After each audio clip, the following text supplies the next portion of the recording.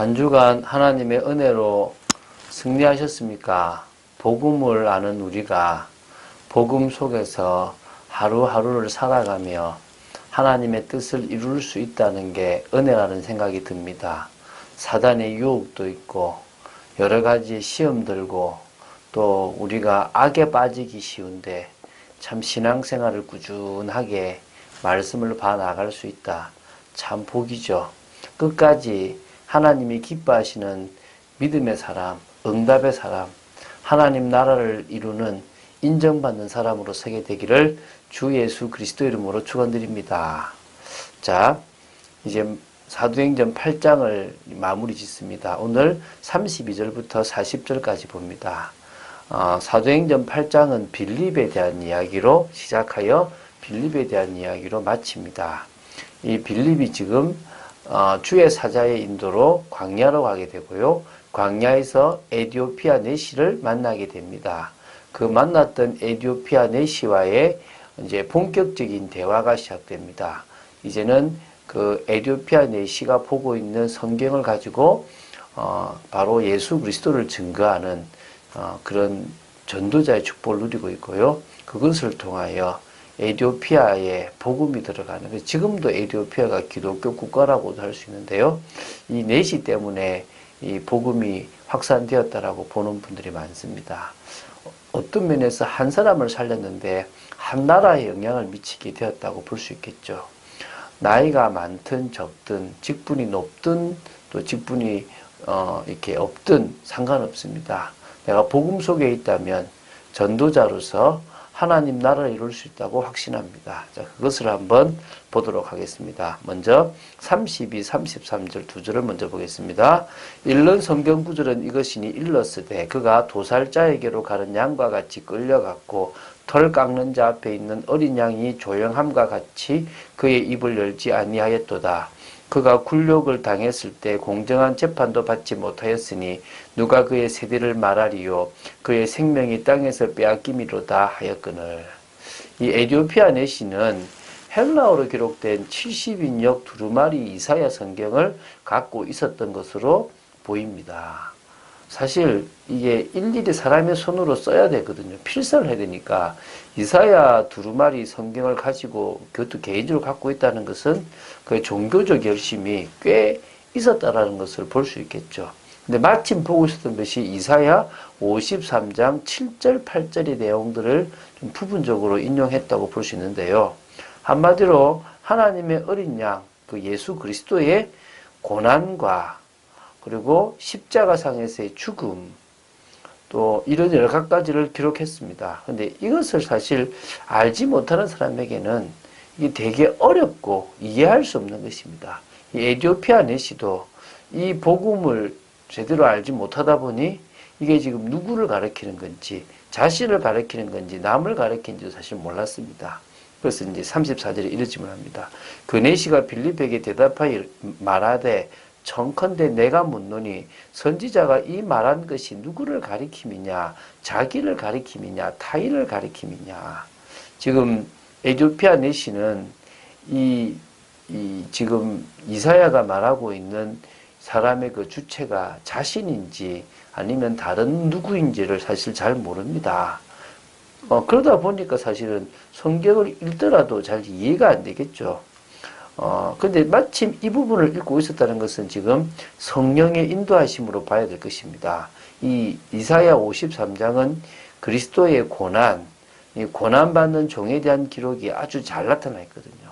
그래서 이 부분이 바로 예수 그리스도의 죽으심, 예수 그리스도의 고난과 관계되어 있는 거지 않습니까? 이것을 이제 지금 설명하고 있는 겁니다. 자, 어떻게 하는지 봅시다. 빌립이 입을 열어 이 글에서 시작하여 예수를 가르쳐 복음을 전하니, 어떤 면에서요, 초대교회의 모든 그리스도의 제자들은 구약 성경 어디를 딱 대놔도 거기서부터 그리스도가 나오고 그리스도를 통해서 예수가 그리스도라는 사실을 증거할 수 있는 그런 이 복음적 눈이 열렸고 복음적 이렇게 지식이 이제 있었던 분들입니다. 그러니까 빌립도 당연히 이사야 53장 7절 8절 특히 이게 그리스도를 의미하고 있으니까 이 글을 시작해서 그리스도를 증거하는데 그것도 고난받는 그리스도, 해를 받는 그리스도를 증거하고요. 그 고난받고 해를 받고 죽었던, 특히 십자가에 죽었던 예수를 이야기하고 그 예수가 바로 그리스도라는 사실로 이어지게 이게 말씀을 증거했다는 것입니다. 바울도 사도행전 9장 우리가 다음 주에 볼 것인데요. 아나니아로부터 복음을 받고 나서부터 예수가 그리스도라는 것을 증명했고요. 가는 곳마다 예수가 그리스도라는 것을 말하고 증거했다는 겁니다. 이게 이제 중요한 초대교회 복음이죠. 자, 길 가다가 물 있는 곳에 이르러 그네시가 말하되 보라 물이 있으니 내가 세례를 받음에 무슨 거리낌이 있느냐. 37절은 없고요. 이렇게 되는데요. 빌립이 스스로가 내가 세례 받고 싶다 얘기한 거죠. 그러면 이 앞에 빌립이 설명했던 것 중에 세례라는 부분이 설명이 되어졌든지 아니면 구약의 유대교에서 세례와 비슷한 것들이 있었겠죠. 바로 그게 보면 미크바라는 어떤 그런 게 있었더라고요. 이렇게 정결 의식인데 자신의 오염된 어떤 죄의 상태를 씻기는 의식인데 물에 잠겨서 있거든요. 이게 사실은 세례로 발전했다고 볼 수 있는데 이 부분에 대해서 스스로가 성경을 보면서 알았다든지 아니면 유대교에 있으면서 알게 되었다든지 아니면 빌립의 설명으로 알았을 거니까 나 세례 받아도 되겠다. 나 진짜 예수님을 믿고 싶고 지금 믿어야 되겠고 내가 회개해야 되겠다라는 생각이 들었겠죠. 그걸 이야기했다고 보시면 됩니다. 그런데요, 이 37절은 중요한 좀 권위 있는 사본, 특히 신의 사본, 알렉산드리아 사본, 바티칸 사본 이런 데서는 사실 포함되어 있지 않습니다. 그러나 좀 중요하지 않다고 생각되는 바시리 엔시스 사본이나 몇몇 이 사본에 나타나는데요. 그 내용이 뭐 이런 겁니다. 참고만 하세요. 이걸 이제 번역하면 원래 헬라어인데 번역하면 빌립이 말하기를 만일 당신이 마음을 다하여 믿으면 합당하니라고 하니 그가 대답하여 말하기를 나는 예수 그리스도가 하나님의 아들이신 것을 믿나이다라고 하더라. 어찌 보면요. 세례문답을 했다고 보면 됩니다.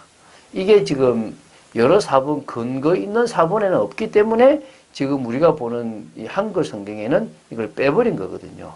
근데 사실 이걸 통해서요. 초대교회의 세례의식에 있어서 문답 내용이 무엇이었는지를 조금은 살펴볼 수가 있는 겁니다. 초대교회 성도들은요. 세례를 하나의 중요한 의식으로 봤다는 거고요. 세례를 베풀기 전에 이런 신앙 고백 절차를 반드시 이렇게 가졌다는 것입니다. 그래서 이제 이 부분에 대해서 빠졌지만 아마 그러지 않았겠나라고 또 그렇게 기록되어 있는 성경이 있으니까 유추해 볼 수는 있겠죠. 참고만 하십시오. 없는 성경을 제가 지금 말하는 것이니까 지금 우리가 보고 있는 개역 개정 성경에는 37절이 없습니다. 그런데 번역된 성경, 그러니까 있는 사본 중에서는 이게 있는 것들이 있어서 그냥 참고하라고 읽어드린 거니까 제가 지금 뭐 틀린 얘기를 한 건 아니고 없는 얘기를 하는 거니까 그러나 좀 참고만 하시면 좋을 것 같습니다. 이에 명하여 수레를 멈추고 빌립과 네시가 둘 다 물에 내려가 빌립이 세례를 베풀고 둘이 물에서 올라올새 주의 영이 빌립을 이끌어 간지라 네시는 기쁘게 길을 가므로 그를 다시 보지 못하니라. 이 두 사람은 수레를 멈추고요. 물이 있는 곳에 가서 씻는 의식, 주님을 믿겠다라는 세례 의식을 행합니다. 그 이후에 에디오피아 네시에게 성령 세례가 임했는지 그건 잘 모르겠습니다. 그러나 이 에디오피아 네시를 통하여 에디오피아에 복음이 증거된 것은 사실이고요. 이 에디오피아 네시가 성령의 역사함을 통하여 그 에디오피아를 살렸다라고 봐야 되지 않겠습니까? 어쨌든 그 부분은 지금 나오지 않고요. 이 한 번의 만남으로 에디오피아 네시는 정말 믿는 사람으로 전도자로 바뀌었다라고 보면 되고요. 빌립은요, 주의 영의 인도로 어디로 갑니까? 자신의 길을 가고, 빌립은 에디오피아 네시는 또 자신의 기쁨 길을 가게 됩니다. 그래서 이 빌립의 전도를 보면요, 이 주의 사자, 성령, 주의 영, 한마디로요, 성령의 인도를 철저히 받았던 겁니다. 그러니까 그런 과정 속에서요, 결국은 하나님이 기뻐하신 일을 감당한 거죠. 자, 우리 40절 마지막으로 제가 볼게요. 빌립은 아소도에 나타나 여러 성을 지나다니며 복음을 전하고 가이사라에 이르니. 빌립은요, 정말 전도자입니다. 잠시도 쉬지 않고 계속 전했는데요. 다른 지역으로 가면서 계속 복음을 전했거든요. 아소도로부터 시작해서 가이사라까지 이 해안 지방을 두루 다니면서 복음을 전했다고 보면 됩니다. 이 아소도라는 지역은요, 블레셋의 5대 도시 중에 하나입니다. 구약에서는 아스돗이라는 사무엘상 5장 1절에 나오는 그 도시인데요. 이 도시는 가사, 우리 가자 지구의 그 가사 있잖아요. 가사에서 북쪽으로 29km쯤 되는 곳에 있다고 합니다. 그래서 이 빌립은 욥바를 지나 룻다를 거쳐서 쭉 해안 지방을 지나서 가이사라까지 가거든요. 나중에 바울이 이 가이사라에 있는 이 빌립의 집에서 잠시 이렇게 묵는 경우가 나오거든요. 그 정도로 이 빌립은 전도자의 생을 살면서 이 가이사라에 머물러 있었다고 봅니다. 그래서 우리가 전도자로서 성령의 인도를 온전히 받으면요, 한 사람을 통하여 한 나라도 살릴 수 있는 그런 복음의 축복을 누릴 수 있습니다. 여러분이 하나님이 원하시는 하나님의 나라를 위하여 딱 그 주님이 원하시는 말씀에 방향 맞춰 보는 축복이 있게 되길 바랍니다. 한 주간 우리가 아이성을 통하여 많은 중요한 교훈을 생각해 보면서 내 생각에 빠지지 않고 자꾸 묻게 되고, 어떤 실패의 원인을 그냥 잘못이 아니라 정말 여러 가지 우리가 생각하지 못했던 것들을 보게 되기도 했습니다. 이제 또 다음 주에 하나님 내일 주일을 통해서 어떤 말씀을 주실지 우리는 기대해야 될 줄로 믿습니다. 이미 우리는 이긴 싸움이거든요. 가나안 정복은 너희들이 잘하면 정복할 수 있고 잘못하면 못한다, 이런 게 아니에요. 지피지기면 백전불패다. 그래서 적을 알고 나를 알고 적을 알면 100번 싸워도 안 전다, 이런 말이 아니에요. 이미 적을 몰라도 상관없고 하나님이 이 땅을 주셨고 전쟁에는 끝난 겁니다. 그것을 확인하러 가는 거예요. 그것만 우리가 알면 됩니다. 그래서 우리는요, 먼저 그의 나라와 그의 의를 구하는 일에 집중하면 돼요. 주님이 이미 다 끝낸 싸움을 가기 때문에 내가 나를 위해서 노력할 필요가 없다는 겁니다.